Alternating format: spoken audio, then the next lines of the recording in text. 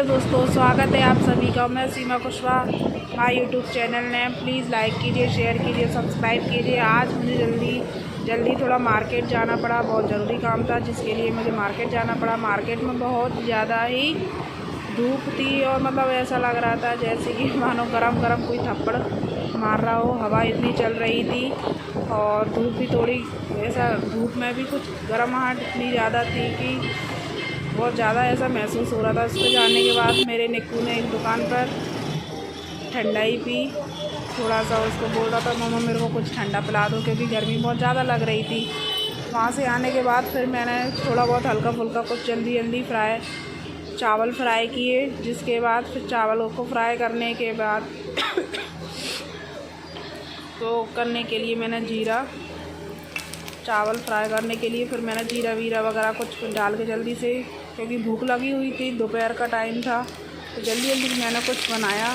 मेरे शाम के चावल रखे तो उनको मैंने फ्राई किया। ये देखिए, इसमें हरी मिर्ची प्याज वगैरह सब कुछ डाल के, थोड़ा सा नमक डाल के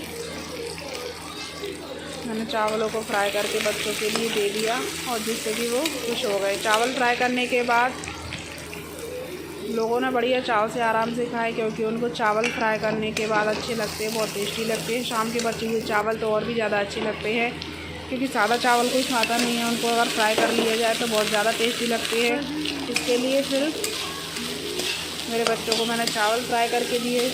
अब मेरा कुछ और भी मूड था, शाम की मेरी थोड़ी सी दाल भी बची हुई रखी थी, तो जिसके लिए मैंने उबाल के रख दिया था दाल को, और थोड़ी सी मेरी बाटियाँ भी बची हुई थी, तो मेरा तो दोनों का काम हो गया था। मैंने बाटियों को टुकड़ों में तोड़ के फ्राई कर लिया था। ये देखिए, थोड़ा सा घी डाला मैंने कढ़ाई में और मेरी बाटियों को अच्छे से फ्राई कर लिया था।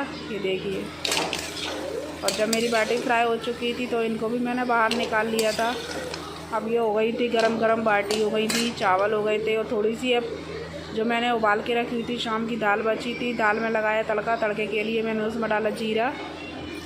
ये देखिए, जीरा डालने के बाद प्याज और हरी मिर्च को मैंने अच्छे से भून लिया इसमें।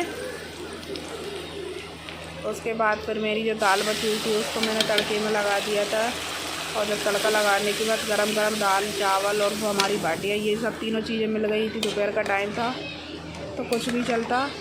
उसको जल्दी खाने के बाद फिर हमको जाना था एक जगह, और फिर हम लोग गए स्विमिंग पूल में जाने के बाद ये देखिए, सबसे मतलब पूरा खाली पड़ा हुआ था, और जाने के बाद ये शुरू हो गई थी निक्कू रक्षों की मस्ती।